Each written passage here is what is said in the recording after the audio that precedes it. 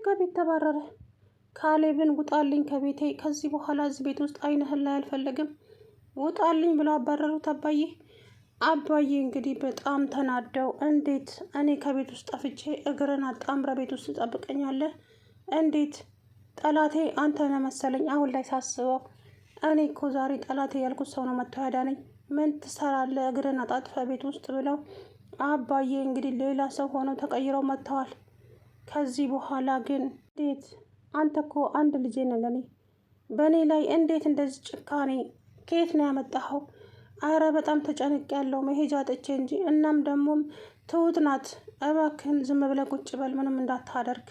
አንተ ቲና የሆነ ነገር ካደረግካት አባዬ በህይወት ላታገኘው ትችላለህ ስላለችኝ ነው እንጂ ለፖሊስም እኮ አመልክቻለሁ አባዬ እባክህን ቢለው፣ እሳቸው ግን በጣም ተናደው እንዴት የፈለገ ነገር ቢኖር እንዴት ሚስትን እየተከታተልካት የት እንደምትሄድ የት እንደምትገባ እንዴት አላየህም ብለው በጣም ተናገሩት። ሰው ሻንጣውን ሸክፈው እንግዲህ መሄድ አለብኝ፣ በቃ ምንም አማራጭ የለኝም አባዬ አይንሽን ላይ አልፈልግም ብሎኛል፣ ምን ማድረግ እችላለሁ እያለ እንግዲህ በጣም እያለቀሰ ተናገረ። ከዛም ትሁት ኧረ አባዬ እንደዚህማ አታድርግ፣ ልጅህ እኮ ነው፣ የት ይሄዳል ከቤት ውስጥ እባክህን አባዬ ለአንድ ጊዜ ብቻ ይቅር በለውና እዚሁ እንዲኖር አድርገው እባክህን ብላ የአባዬ እግር ላይ ድፍት ብላ ትሁትዬ ስቅስቅ ብላ አለቀሰች። እሷ ከዛም አይ ትሁት ተይ፣ በእንደዚህ አይነት ነገር አትለምኝ፣ ይሄድና ይቅመሰው እስኪ፣ እኔ እኮ አባቱ ነኝ፣ እንዴት በእኔ ላይ እንደዚህ ጭካኔ? ኧረ እኔ አልጨከንኩም አባዬ እመነኝ፣ እንዴ ምን ላድርግሽ? ግራ ገብቶኝ ተጨንቄ እያለሁ ትሁት አልነገረችም? ነግራኛለች እኮ ታዲያ ደግሞም ዳኒና እሷ ናቸው የከለከሉኝ እንጂ እኔ እሷን ሲጠርጌ ልገላት ነበረ። ሻንጣውን ሸክፎ ተነሳ እንግዲህ። ከዛም እሱ ሻንጣውን ሸክፎ ሲነሳ እሳቸውም ሆድ ባሳቸውና አንገታቸውን አቀርቅረው ዝም አሉ። አንገታቸውን አቀረቀሩ። ከዛ በኋላ አባዬ እባክህን ብላ ትሁት እግራቸው ላይ ድፍት አለች። ከዛም ትሁት ተይ እንጂ አታዩም እንዴ? ጭራሽ እኮ አይለማመጥም እንኳ አይለመነኝም፣ ጭራሽ ጠግቧል። ታዲያ ምን ማድረግ አለብኝ እና አሉ አባባ። ከዛ በኋላ እንግዲህ ትሁት አባዬ እባክን ይቅር በለውና ለአንድ ጊዜና ለመጨረሻ ብቻ ፍቀድለት ይቅር በለው አለችው። ከዛ እሳቸውም ዝም ብለው ለተወሰነ ሰዓት ቁጭ አሉ። እሱም አንገቱን አቀርቅሮ ዝም አለ ካሌብ። ከዛ በኋላ ትሁት ኪችን ሄዳ እንግዲህ ቡና ምናምን አፈላልታ ባክን አባዬ አንድ ልጅህን ከአይን ላይ አታብረው፣ እዚሁ ቢቀመጥ ነው የሚሻል። እሱ ከዚህ ቤት ከወጣ በጣም ብዙ የሚፈጠሩ ነገሮች አሉ። ባክን አባዬ ለአንድ ጊዜ ብቻ ይቅርታ አድርግለትና እዚሁ እንዲኖር ፍቀድለት አለችው። ከዛ በኋላ እንግዲህ እሳቸውም ይቅርታ አድርጌለታለሁ፣ ግን ደግሞ ከጥፋቱ እንዲማር ነው የምፈልገው። እኔ ጠላቴ ያልኩት ሰው ነው ዛሬ ወዳጄ ሆኖ ያገኘሁት። አየህ አይደለ? ግን ደግሞ ምንም አይደለም፣ አንተ ልጄ ነህ፣ ይቅርታ አድርጌልሃለሁ አሉ። እሱም ደስ አለው ካሌብ። ከዛ በኋላ ቁጭ አሉ። እንግዲህ ተስማሙ ማለት ነው። ትሁትዬም ሳቅ ብላ ፈገግ ብላ እንግዲህ በደስታ ቡናዋን ሸብረቅረቅ እያረገች እያፈላች ትገኛለች። አባባን ያሳሰረው ያገተውም ልጅ እንግዲህ ዛሬውን በቁጥጥር ስር ይገኛል ማለት ነው።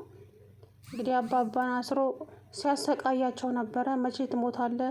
ዛሬ ልግደልህ ሆይ ነገ እያለ እያስፈራራቸው እንግዲህ ቀነ ቀጠሮ እየያዘላቸው ሲያስፈራራቸው ነበረ። እሳቸውም ደግሞ የፈለግከውን አምጣ፣ እኔ ሞት አልፈራም፣ ሞት የምፈራ መስሎ እንደው ተሳስተሃል፣ እኔ ሞት ፈርቼ አላውቅም፣ ስለዚህ እንደፈለግክ ማሰብም ማድረግም ትችላለህ። ቆይ አንተ ለምንድን ነው እሷ የምትፈልገውን ሰጠህ የማትገላገለው? ሲል በጭራሽ አልሰጥም። ለምን እሰጣታለሁ? የራሴ ንብረት እኮ ነው። እንግዲህ በህይወት ላይ ፈርድሃል ማለት ነው ሲለው፣ ለምን እሞታለሁ? መሞትም ካለብኝ እሞታለሁ። ነገር ግን ደግሞ እኔ በፍጹም ለእሷ ምንም አይነት ገንዘብ አልሰጣትም። ስለዚህ የፈለገችውን ነገር ማድረግ ትችላለች አሉ አባባ። ከዛም እንግዲህ እሷም አግተህ አስቀምጠው ይህ ሰውዬ ከዚህ ጋር እንዳይንቀሳቀስ ብላ መከራዋን ስትመላ፣ ነገር ግን ያላሰበው ገጠመው አጋቹ።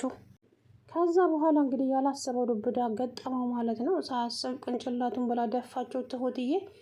እንግዲህ ልጁም አሁን ቁጥጥር ስር ውሏል። ፖሊሶች ይዘውታል ማለት ነው። እሳቸውም ወደ ቤታቸው ተመልሰዋል። በሰላም ወደ ቤታቸው ገብተዋል። ነገር ግን ቤት ሲገቡ ካሌብ ውጣ ከቤቴ፣ አንተን እዚህ ቤት ውስጥ ማየት አልፈልግም ብለው ካሌብ ላይ ዶባሉበት። አባዬ ሰላም፣ ውድና የተከበራችሁ ቻናሌ ቤተሰቦች እንዴት ናችሁ? ደህና ናችሁ ወይ? አለሁ ደህና ነኝ። እንግዲህ አባዬ ካሌብን እዚህ ቤት ውስጥ ማየት አልፈልግም፣ ውጣልኝ ከቤቴ ያሉት። እሱም ደግሞ ደንግጦ የት ልሂድ አባዬ? እንዴ ከቤቴ የት ልሂድ? በመጀመሪያ ደረጃ እንኳንም በሰላም ወደ ቤት ተመለስክ። ሲቀጥል ደግሞ ከቤቴ ምን መሄጃ አለኝና የት እሄዳለሁ? አባዬ ቆይ ምን ሆነሃል? ተው እንጂ አባዬ አትበለኝ። አባት በሆንማ እንደዚህ ቤት ውስጥ አጣጥፈ አባቴ ከቤት ውስጥ ጠፍቷል ብለህ ተደላለባ ተቀምጥ ኖሮ ሲሉት፣ እሳቸውም እንዴ ታዲያ ምን ማድረግ ነበረብኝ? አንተ ምንም ነገር እንዳታደርግ፣ አንተ እሷ ላይ የሆነ እርምጃ ከወሰድክ አባትህን በህይወት አታገኘውም ስላሉኝ ነው ዳኒና ትሁት። ለዛም ነው አባዬ፣ ግን ለፖሊሶች አመልክቻለሁ፣ ምን ማድረግ እችላለሁ ታዲያ ሲላቸውም፣ ቢሆንም ትሁትን አያት አይደለ? እሷ እግሯን ጠብቃ እሷን ተከታትላ መታ ልጁን አንገቱን ብላ ደፋችሁ፣ እኔንም አስመለጠችኝ። አየህ ዳኒም ቢሆን ለእኔ መስዋዕት ከፍሎ ነው እዛ ውስጥ ብዙ ድብደባና ብዙ ስቃይ ደርሶበታል። ፊቱን አታዩም እንዴ? አንተ ግን እዚህ ቁጭ ብለህ እዚሁ ትንቆራጥጣለህ። ለምን እንደዚህ ታደርጋለህ? ብለው እንግዲህ ትሁትዬን በጣም አመሰግኗት። ዳኒንም እንደዛ። ካሌብ ምንም አይደለም አባዬ፣ የምትቀጣኝን ቅጣት ሁሉ እቀበላለሁ። ቅጣቴን የምትቀበል ከሆነ ከቤቴ ውስጥ ውጣልኝ። ከዚህ በኋላ አይነን እዚህ ቤት ውስጥ ማየት አልፈልግም። እንዴ አባዬ ልጅህ እኮ ነኝ። የት ሄዳለሁ? ከቤቴ አላቅልህም። አንተ ልጅ አይደለህም፣ ጠላቴ ነህ ከዚህ በኋላ። ጠላቴ ያልኩት ሰው ግን ዛሬ ወዳጄ ሆኖ አግኝቼዋለሁ። አንተ ደግሞ በተቃራኒ ሆንክብኝ። እንዴት እንደዚህ? እኔ እኮ አባት ነኝ፣ መከራዬን በልቼ ያሳደግኩ ልጄ፣ እንዴት እግርን አጣጥፈ ቤት ውስጥ ትቀመጣለህ? ሲሉትም እሳቸው በጣም ተማረው ተናደዱና ተናገሩ። ትሁትዬም ደግሞ አባዬ እባክህን ይቅርታ አድርግለት እባክህን ብላ እግራቸው ላይ ድፍት ብላ ለመነቻቸው። እሷቸውም ደግሞ ተይ ትሁት ተነሺ ከእግሬ ላይ አልነሳም አባዬ፣ ይቅርታ ካላደረግለት እባክህን ይቅርታ አድርግለት። እኛንን እኮ ተው አትንቀሳቀስ፣ እዚህ ቤት ውስጥ ቁጭ በል ያልነው ለዛ ነው እንጂ ሳይጨነቅ ቀርቶ እኮ አይደለም አባዬ፣ እባክህን ይቅርታ አድርግለት አለችው።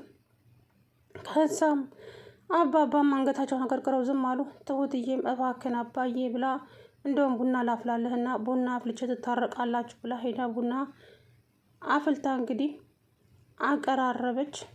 ከዛ በኋላ ቡና ከቀራረበ በኋላ እንግዲህ አባዬ በሉ ታረቁ አሁን እባክህን ብላ ድጋሚ እግራቸው ላይ መታ ድፍታለች።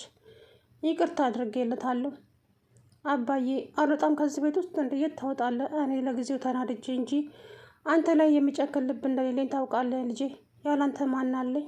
ግን ደግሞ ስለተናደድኩ ነው እንደዛ ያደረግኩት አሉት። ከዛ በኋላ ትሁትዬ በጣም ደስ አላትና ፈገግታዋን እንግዲህ ብልጭ አድርጋ ሳቀች ማለት ነው። አባትና ልጅ ስለታረቁላት በጣም ደስ አላት። እንግዲህ ያችን በቁጥጥር ስር ውላለች። አሁን ሁለቱም ወንጀለኞች በቁጥጥር ስር ውለዋል። አባባን ያገተውና ያሳገተችዋ ተይዘዋል። አሁን ጣቢያ ነው ያሉት ማለት ነው። እንግዲህ እሳቸውም ከልጃቸውና ከትሁቴ ጋር ዳኒም አለ ቤት ውስጥ ቁጭ ብለዋል። ዳኒ እንግዲህ ጎበዝ ጀግና ሆኗል። እውነት ለመናገር ሳላደንቀው አላልፍም። እሳቸው አባዬ ምንም አድርገውኝ አያውቁም። ሲጀመር እሳቸው በጣም ጥሩ ሰው ናቸው። እሷ ነች መጥፎ ሰው።